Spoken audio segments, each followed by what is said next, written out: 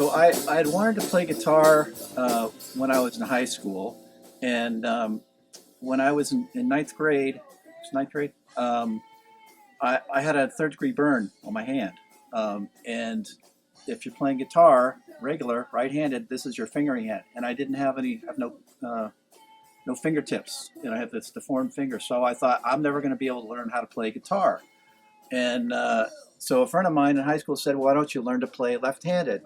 I'm like, "What? You can do that?" What? She's like, "Yeah, Jimi Hendrix, Paul McCartney, so left-handed guitar. Now I can hold a pick with my burned hand, and it doesn't matter." So I learned to play guitar left-handed, even though I am right-handed. I started on acoustic guitar. My dad bought me an acoustic guitar at a Portland pawn shop for $50, and I probably practiced like 2 hours every day for a year.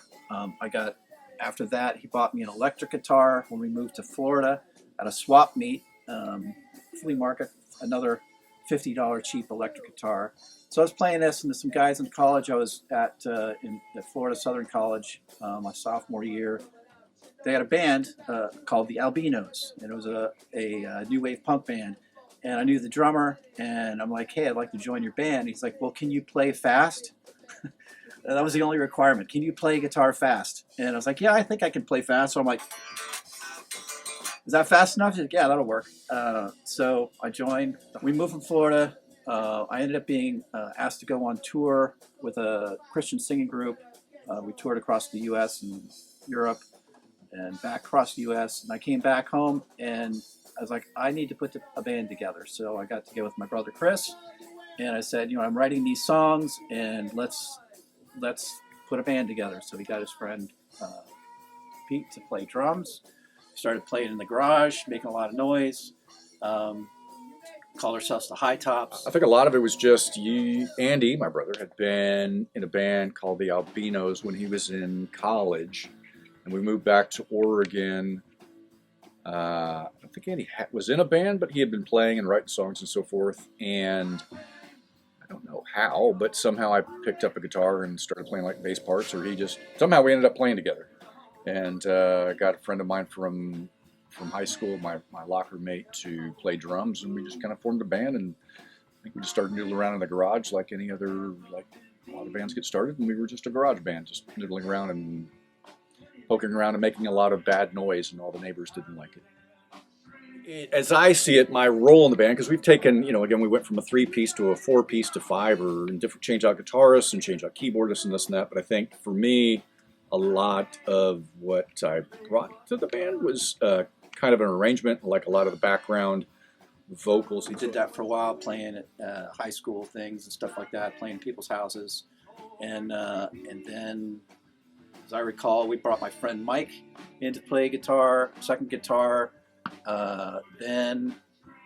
We played together for a while. Pete left on drums.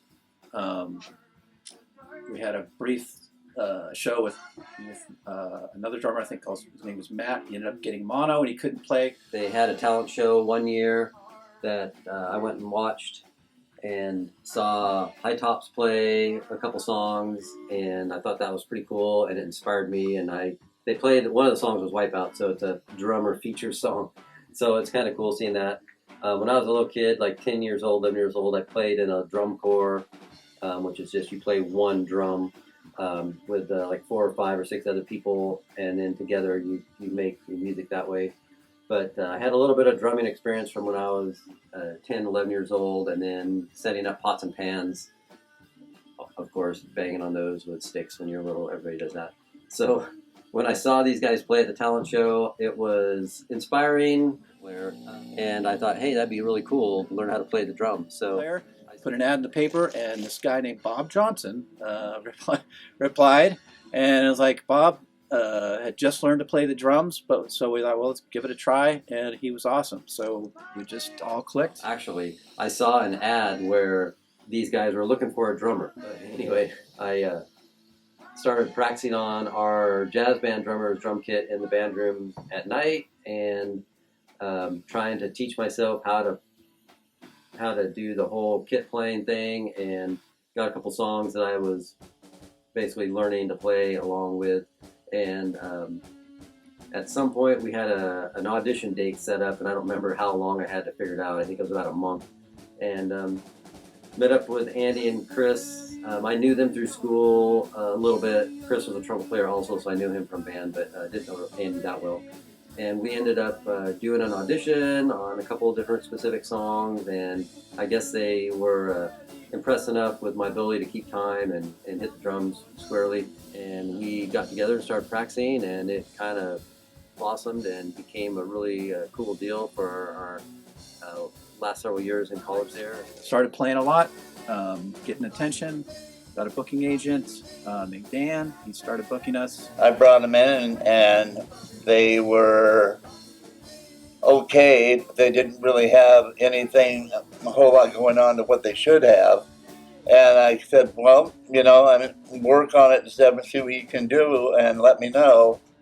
And so then, so Andy and everybody said, fine, that'll work, you know. And I talked to Bob, and then the great people, very, very nice. So I said, I'll do whatever I can for you. And then about 2 weeks later, I got a call, I think, from Bob or Andy saying, we got something different. We got a girl with us now and this type of stuff. And I said, okay, well, bring her in. And so they came in, and I went, and they were like 150 times better than they were when they came the first time. So I said, okay, well, I think I pretty much put you during the week then, or during the weekend. And so that's what started everything. So it was a growing effort where we moved some different band players in there, and eventually, my sister became our lead singer, and Bob told me that they kind of had a situation with his band at college that they were kind of interested in maybe having me come and sing. So that actually was my indoctrination to singing in full voice, because in chorales and classical, I'm doing all my head voice stuff and whatnot. So I kind of jumped in with both feet and just started singing with my full voice and trying to find my rock and roll voice and working on getting my range. So it was all a new experience for me on that. So I actually had just started singing. So all through high school, grade school and high school, I was a saxophone player and piano player, and not even my family knew that I was a closet singer.